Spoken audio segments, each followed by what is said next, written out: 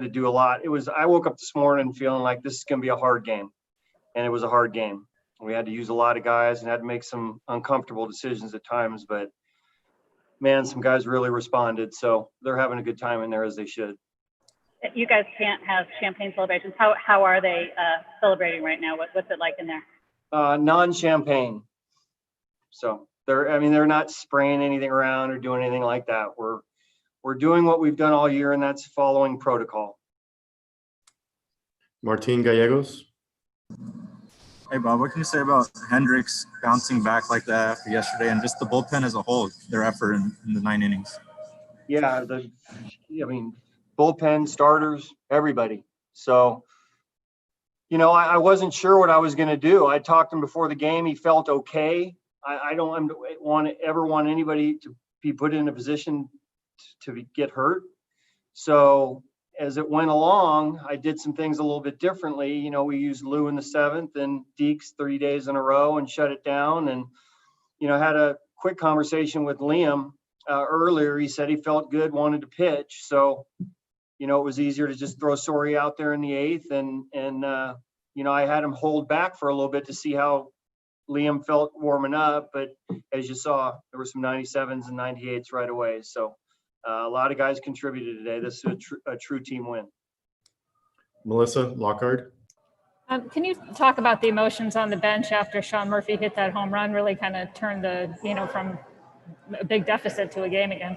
There were some really big hits, big everything in that game that swung it back because we're down early. Unfortunately, I had to take Mike out, which was really hard to do. Petit is a guy that's been so good in those situations, and that was probably the toughest decision of the day, was taking Mike out right there because it's no sure thing. Abreu's up the whole bit. But guys really responded. Murphy's homer. Now all of a sudden we feel like we're really back in the game. Pinder had an absolutely terrific game too, playing on a bad hammy. So, you want your best and toughest players in there in games like that. And those guys showed up today. Phil Barber. Hey, Bob, I'm sure this wasn't the first thing on your mind after that victory, but for you personally, honestly, does this feel like a bit of a weight off your shoulders getting this series win? Not necessarily. It's all about the team. It's all about the team and the players. There's no individual that has anything more to play for than anybody else. So, we all felt the 2 wild card games, actually the last 3 wild card games. Some of us have been around for all that, can feel it a little bit more so, but that's the one thing about our group. It's not about one person. It's about the team, and the players rule the day. Janie McCauley.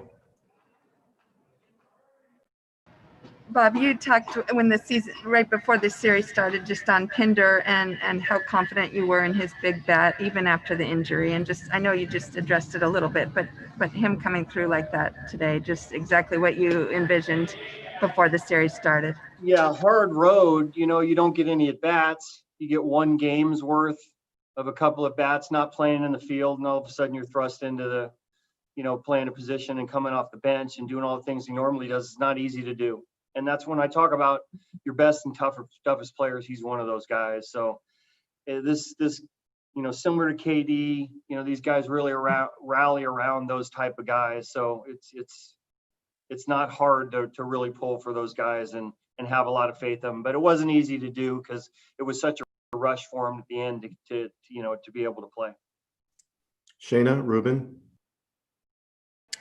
Your bullpen's been particularly strong for you throughout the year. What did you think about the work that they put in this marathon of a game, and including Montes? Yeah, you kind of had a feeling that it was going to be a team win today, and it was even more so. What did we use, 9 pitchers or something today, and including a starter. And Frankie was great. The only run he gave up was a ground ball, that found a hole. So, it took everybody today. The guys on the bench were really inspirational. When we were down 3-0, they were having nothing to do with feeling sorry for themselves. They were really encouraging the hitters from, every pitch of the game. So, it was great. Alex Coffey. Hey, Bob. It seemed like defense played a pretty big role in this game. Can you just speak to the importance of that 6-4-3 double play in the eighth, and then Listell's catch in the fifth, the one that he kind of juggled there? Olson's catch on the second out too. Yeah, I mean, that's our trademark, really. We miss Matt Chapman, obviously. He's a double platinum award winner, but defense has really been our consistent strength in 3 years, and it showed up again today, as you would expect in a tight win like that. Vince Cotroneo. Bob, just the thoughts about Tommy La Stella and the impact he made for your club, and then he did what he does. He created, got on base, great at bats, and had that great catch I was mentioned before. But what that kind of move meant for your club, and how it helped maybe change a little bit of the dynamic moving forward? Yeah, it changed the dynamic of what we do. I mean, we haven't been the power hitting team here for the last month or whatever. And, Tommy's been kind of the guy that everybody looks to and playing a little bit differently, getting on base a little more, putting the barrel on ball and getting on base and handing it off to the next guy. And the biggest inning for us were all the walks. That was the biggest inning. So, we've always been able to do that, but his pickup was huge for us, and that he kind of led the way in making us a little bit of a different team. And, obviously the catch he made, on the bobble was huge for us too. Tyler Kepner. All right, yeah. Bob, you've taken a lot of different teams to the playoffs. What makes this one different, or maybe what makes this one especially dangerous as you go forward? You know what? It's really a close-knit group that's been together for 3 years now, less a few additions, few subtractions. So it's a team that expects to win. When we came into spring training this year, we expected to be in this spot. And that's part of the battle. It's not easy to do unless, it's what comes first, the confidence or the success. And you have to have a little confidence to have a success. And that's what been built up the last couple of years and finally broke through this year to this point. So all the teams are a little bit different, but I really do like the teams that have been together a little bit and pull for each other so much. You can't put an analytic number on that. I mean, that's stuff that outplays that. So I think the thing that's most impressive about this team is how much they pull for each other. And Killian. Hi, Bob. Congratulations. You referenced the other day just how hard this season was, and kind of the realization in the last week that it was even harder than maybe you had thought it was going to be. Does that somehow make this even sweeter? Just that it's such a weird journey to get here? Yeah, probably so. And you know what? I myself has been a little cranky this year, and I'm not normally like that. This is a year I've complained about certain things, and that's not me. So that's the end of that as far as that goes. But it was hard. It's been hard for every team. We're not the only team that's been, had to go through this and go through this journey to get here. But yes, does make it probably a little bit sweeter knowing that every day season's a little bit tougher than maybe past years. We have time for two more. Melissa Lockhart. You and Rick Renteria were engaged in a pretty intense back and forth from almost the start with the way you had to deal with your pitching staff. What kind of stress is that on you and your coaching staff when you're trying to have to make all those moves and track what they're doing and what you're doing at the same time? You know what? It's not really that tough. We had to do a few more things today than normal, but you have faith in the players. When you have faith in the players, sometimes, they feel that. And the coaching staff always has here. Even though we've had some injuries and we've had to do some things a little bit differently, similar to the players as a group, the coaching staff has always really, really, been there for the players. And I think they feel that. So, yeah, they made a lot of moves. We had to make a lot of moves. Both teams did. The players ruled the day and won out in the end for us. And we'll finish with Ron Kroichik. Bob, one more Chad Pinder question. Did he need to show you anything Sunday? I mean, given that he hadn't played in 2 weeks, what did he need to show you to get this kind of playing time? Yeah, actually more so leading up, we had the taxi squad so we could allow him to get a lot of at bats, and his bats were great. And it's not easy in a scenario where the batting cage is behind you and nobody's on base, and to try to really put together good at bats. But he did in that environment. It's not easy to do. So, once we saw how well he was swinging and the balance and so forth, it was an easy one to plug him in. Thank you, Bob. Right. We'll have Liam Hendriks coming in shortly.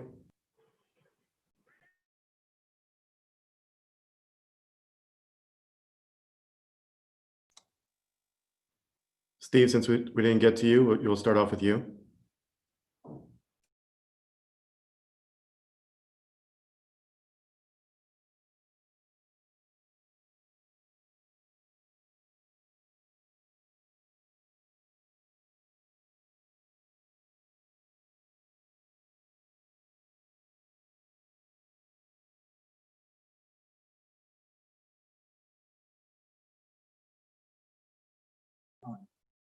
Don't judge me by my old teeth, all right, guys? That's what my smile used to look like. Then I got fixed.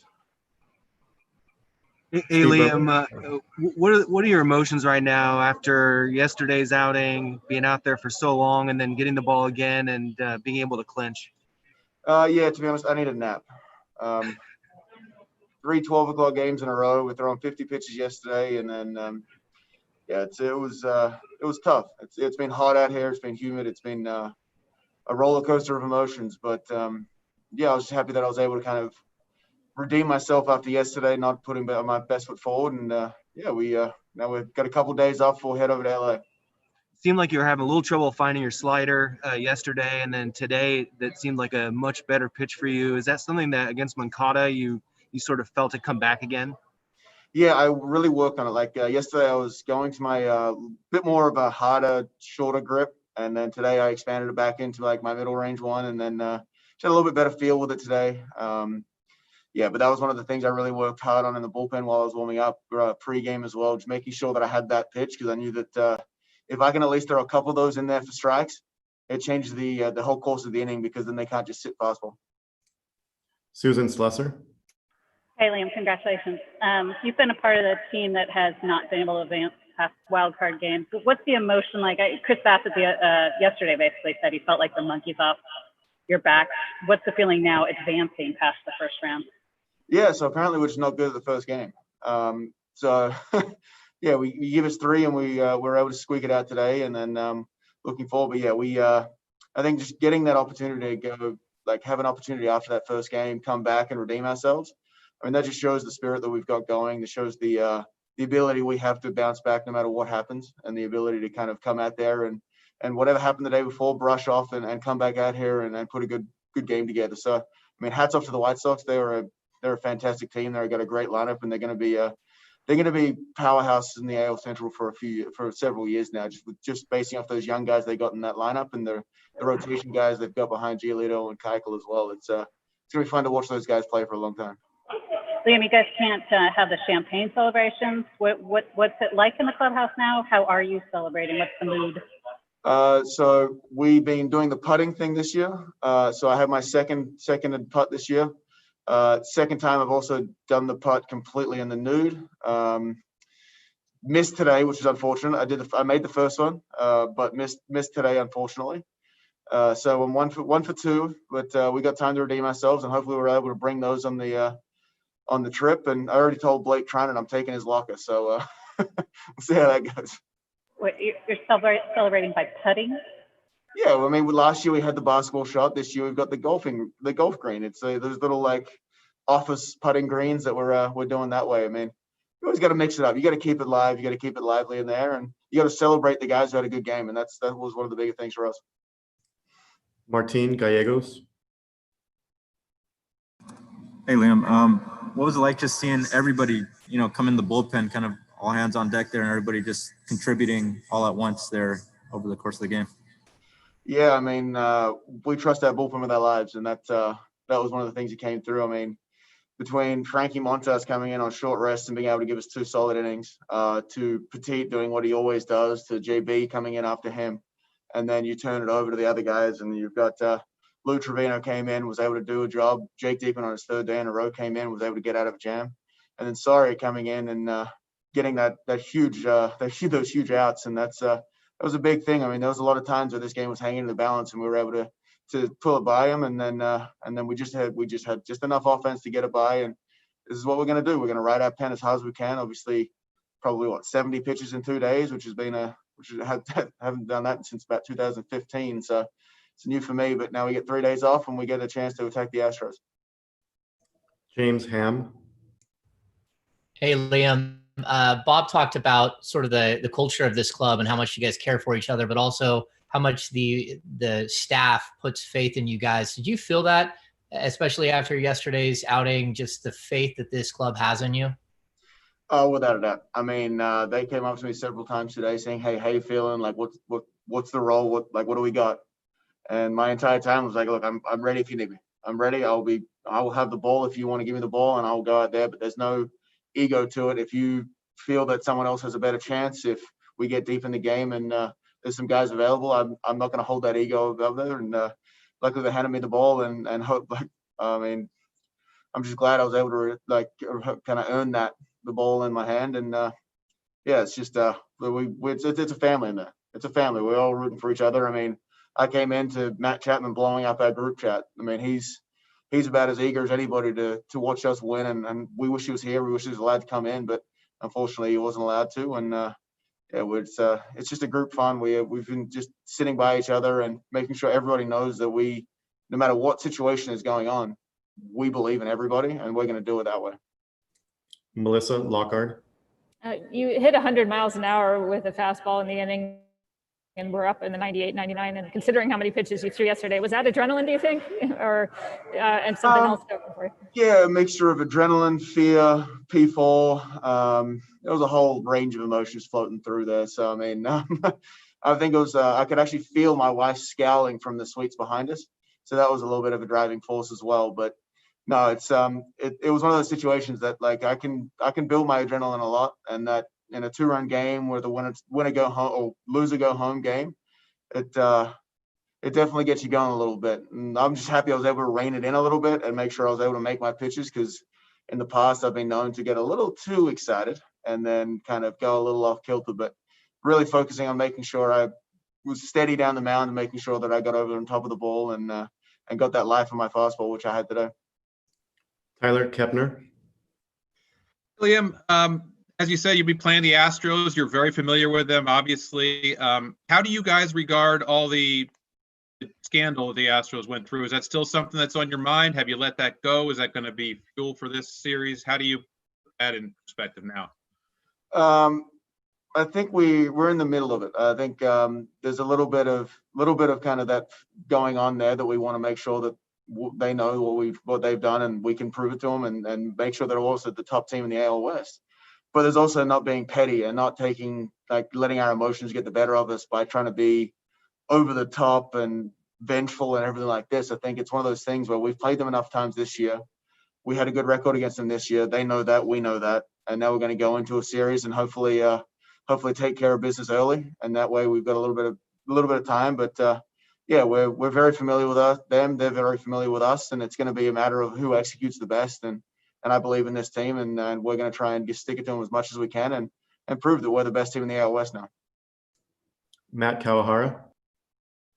Hey, Liam, just what was the impact of Sean Murphy's home run there early to get you guys on the board after falling behind early? Yeah, that was huge. I mean, obviously, pulling it within one, it was like I had just gotten to the bullpen at that point, and the bullpen was rocking. I mean, we were cheering, we were screaming, we were doing whatever we could, and I felt like Sean rewarded us because of that good cheering. I think that was a big thing for us out there. So it's knowing that we're doing a good job of cheering on the guys and doing that. But getting those first 2 runs on the board, pulling within one, I mean, that was that game changer. I mean, you never know how it's going to go, but having a 1-run deficit just means it's a lot easier to pull off, because all it is one swing. It's one swing, it's one lucky bounce, it's one anything that could change the course of that game. And then, we got into their bullpen early. Unfortunately for them, they had a guy come out of the game that was probably a big part of the team for them. And we took advantage of it and were able to squeak out this win. Steve Berman.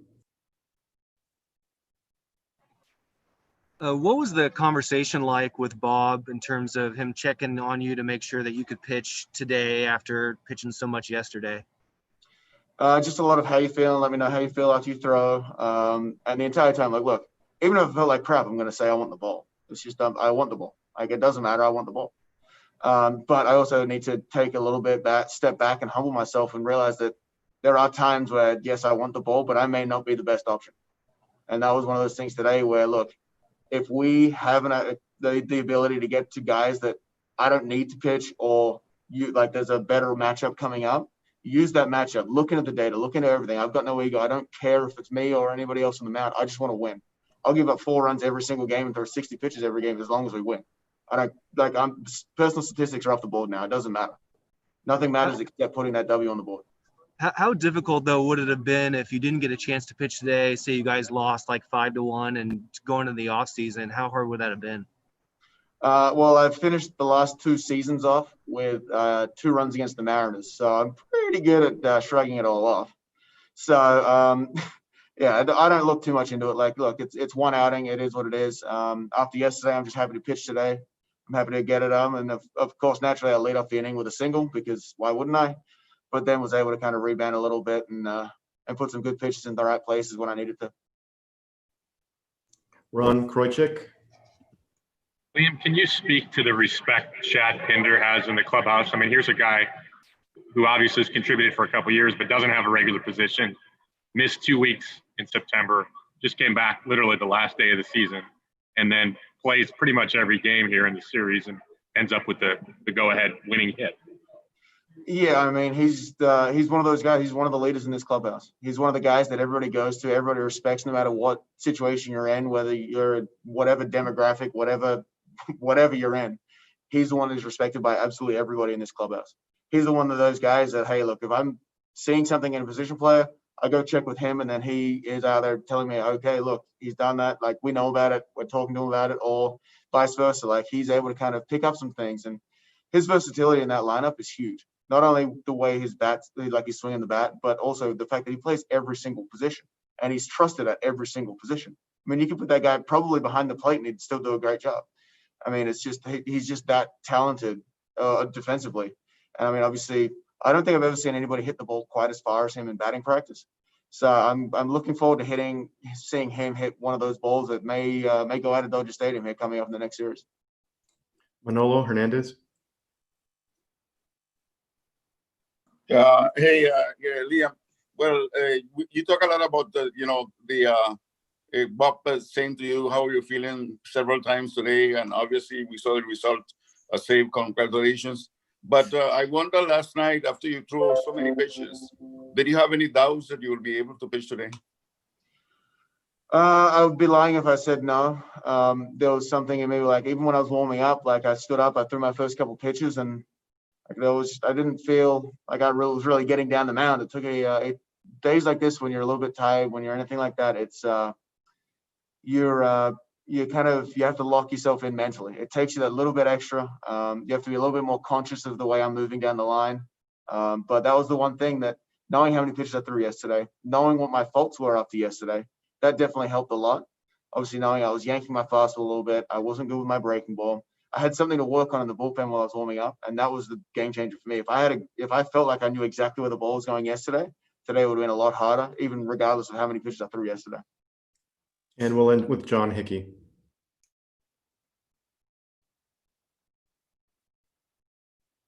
Maybe. John, you're muted. There we go. Sorry. Did the social distancing thing, did that negatively impact the celebration at all? And the other question I wanted to ask is, your hitters have been so good at laying off pitches. As a pitcher, do you respect that, and how difficult is that to deal with? Yeah, so when hitters don't swing at stuff I throw on the dirt, it sucks. Just saying. I'd really like them to swing at everything, because it will make my job a lot easier. But it's saying that that's their job. Yeah, but we've done a really good job, especially the last couple of days. Like we knew going into yesterday that Keuchel was going to be around the zone and that he feasts on just a little bit below the zone. So if we're able to eliminate that early, he has to bring it up, and that's when we can get to him. And that's what we were able to do yesterday. And then today we had such a multitude of pitches coming in for them that it was the same premise. Like make sure we don't chase things, because we want to drive that pitch count up. We want to get these relievers throwing 50, 60 pitches like I did yesterday. And then they have to be taken out of the game, and then they have to bring someone else in who may or may not be on that day. And yeah, the social distancing thing, it was a little tough, but I also missed most of it because I was doing the Esplanade thing outside. So there was that, but I did get a really good, Bomo actually said on the way in when I was walking past him, he called it a Herculeum. So I'm going to need a shirt with that on it. I feel like that's something I can actually like frame and put on a wall. I think that'll be a good one. So if anyone wants to print that, Herculeum. So like Herculean, but with my name, obviously. So it's a little bit of fun. Thank you, Liam.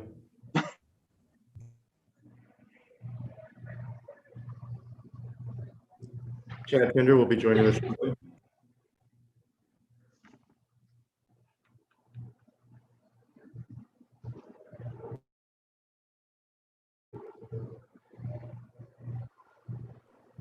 And Susan Slesser.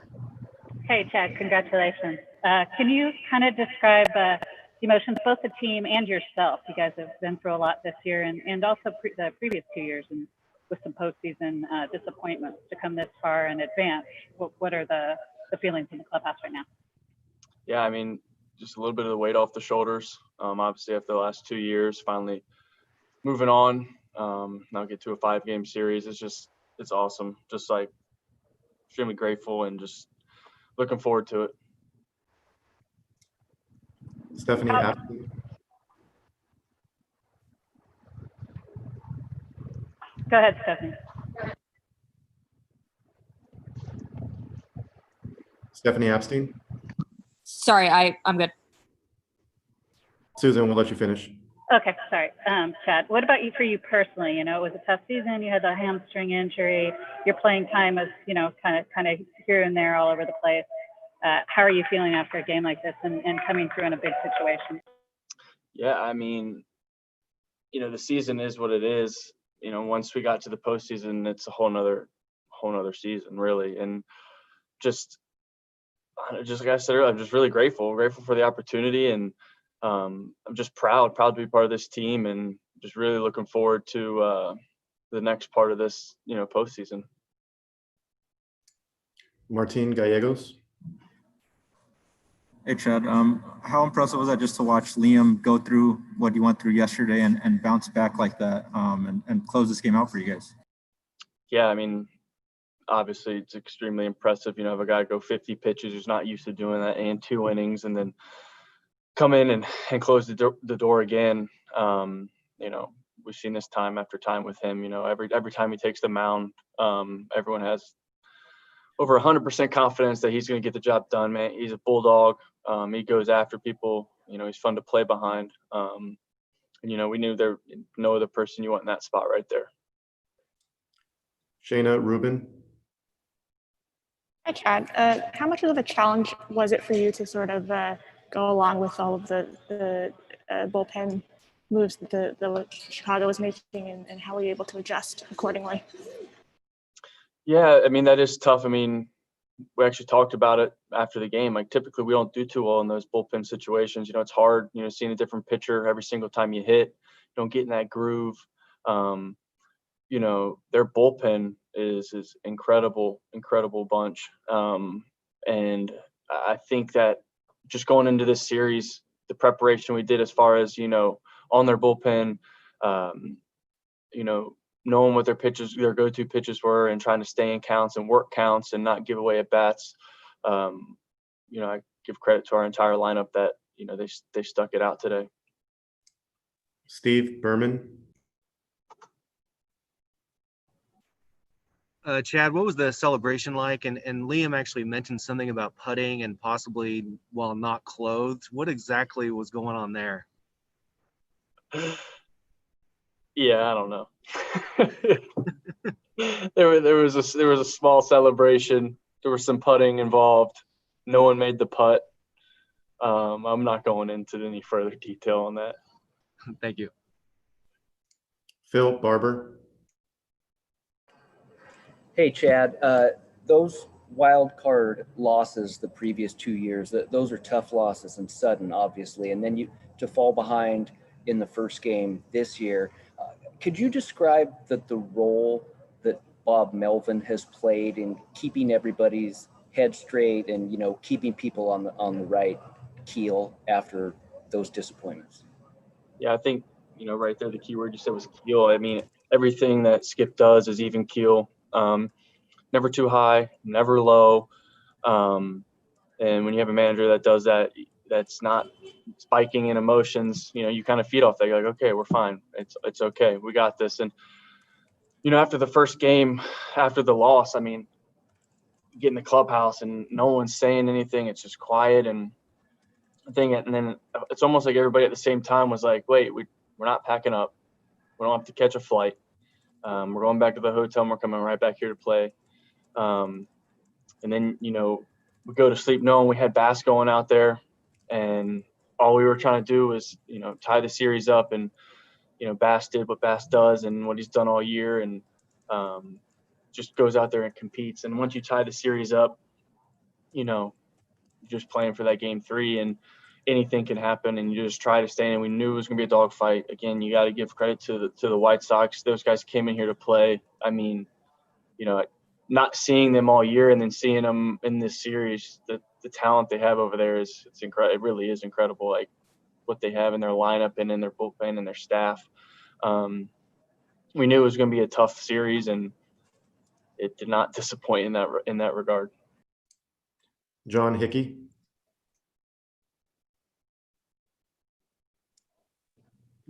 Hey, Chad, you played a lot of second base.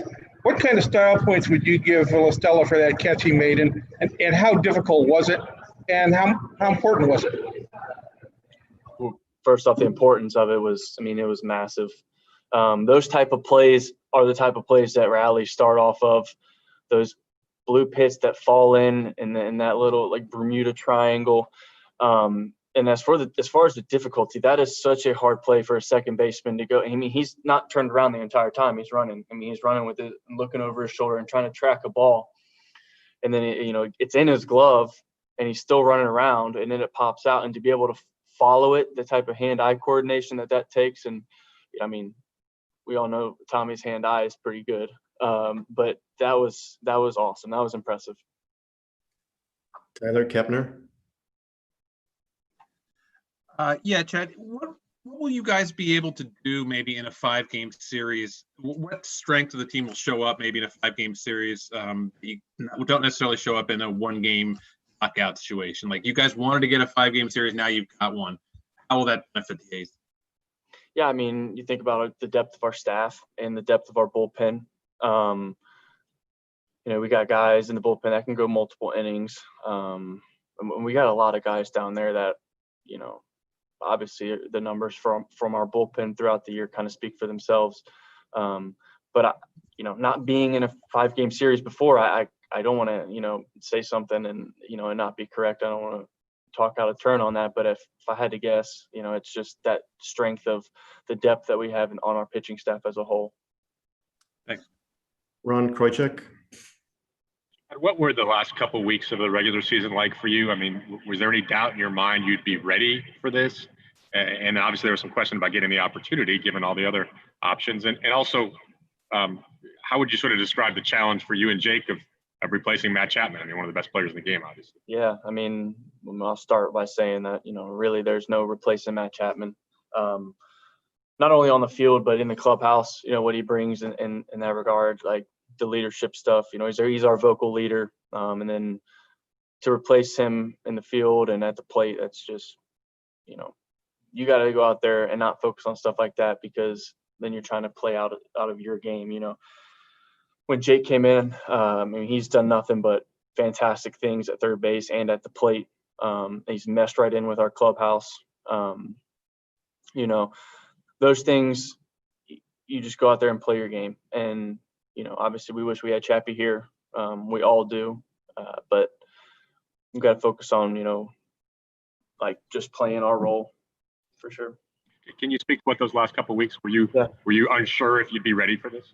Yeah, I didn't know. I just tried to stay positive. I tried to just, you think, everybody's kind of dealing with something at this point in the year. And I knew I just had to get it to a place where, I can, play through it and just kind of just play smart on it. I'm not know if I'll be 100% or how that's going to play out the rest of the year. But as long as I continue to do the things I'm doing in the training room and being smart, with my work and really focusing on, what I'm doing in the games, I'm very confident that it'll be fine. And that was my mindset through those, 2 weeks that I sat out. And we'll finish with Melissa Lockhart. You talked about not sure if you're going to be 100%. You came into the game pretty early, so you knew you were going to be the kind of last option at third base for the rest of that game. Did that affect your thinking when you're trying to bust down the line on some of those balls that you hit? And also just you had a lot of at-bats against right-handed pitchers and had a lot of success in that game. Is it a little bit vindicating for you, given that you've only been able to face lefties for much of the time? I guess, I'm trying to be smart. I mean, I'm definitely healthy enough to, first to thirds and scoring from first and stuff like that. But, I'm just trying to be smart. And as far as the right-handed at-bat stuff, I know I can hit righties. And I said a little earlier, I was really grateful for the opportunity because those are the moments you want to be in. And, I knew that I was going to be coming off the bench because we had a feeling that there was going to be this kind of a bullpen day. So I took it exactly like I was starting. Typically I don't go warm up on the line before the game, but I did because I didn't know what they were going to do as far as, the bullpen. So I got ready as if I was just starting, and had a feeling that it would be probably within the first 4 or 5 innings that I'd be out there. So just trying to stay ready for those opportunities. Thank you, Chad. Thanks, guys. Thanks, Chad.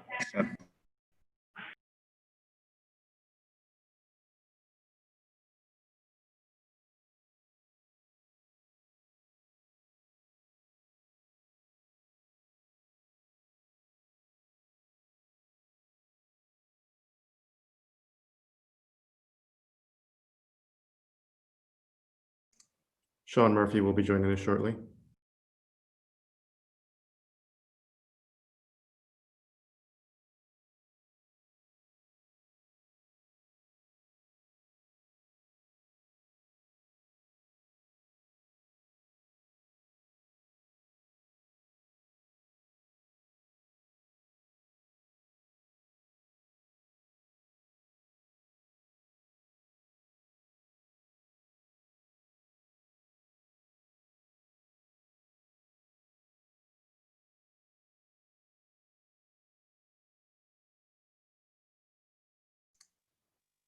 Susan, since we didn't get to you, we'll start with you. Well, that's nice of you, Fernando. I don't even have my hand up. Hey, Sean, what are the feelings like in the clubhouse after advancing and getting past a tough team in a very tense series? I mean, relief, excitement, happiness. All good stuff going on, but everybody's nerves were a little wrecked after those last 2 games, but we're excited.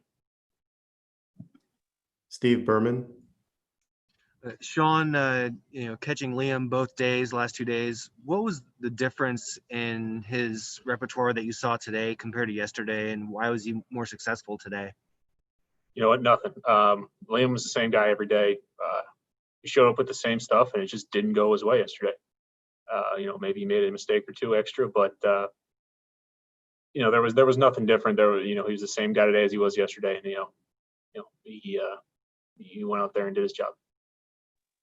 Martin Gallegos. Hey, Sean, that home run you hit really seemed to kind of energize the whole dugout. What was it feeling like just rounding the bases there, and how big was that for you to get you guys on the board after, an early deficit? Yeah, I mean, I was getting those 2 runs I think was big. If we put up another 0 there, who knows? Momentum plays a role in these things. So I hit the home run and then, put together some good at-bats and then ended up scoring 4 that inning. James Ham. Hey, Sean. Bob has really put a lot of faith in you, especially in this series, starting all 3 games. What has that meant as a young player to have a manager that really is just saying, hey, it's your job and go out there and do what you can? I mean, it means everything. I just want to go out there and, prove him right, let him know he made the right decision. Marcus Thompson. Sean, last year you got one at bat, so this is your first time like being fully in the mix. How was your like mood, vibe, feelings? Any different, or were you as calm and cool as you looked out there? No, there was definitely some anxiety going on out there. If I'm being honest, but it was really game one, and then it kind of melted away after a few innings, and it's the same game that we play every day. And once you kind of settle into a game, it feels like every other. John Hickey. Yeah, it was early in the game, but with the bases loaded and Abreu up, and talk about the job that Ismero did there, and what did you do to get that out there? Yeah, it's not a spot we want to put ourselves in, obviously, but obviously Hughes went out there and made his best pitch, and he got a great hitter out. It was a good pitcher against a good hitter, and Hughes made his pitch, and that's all you can ask him to do, and he got the rollover.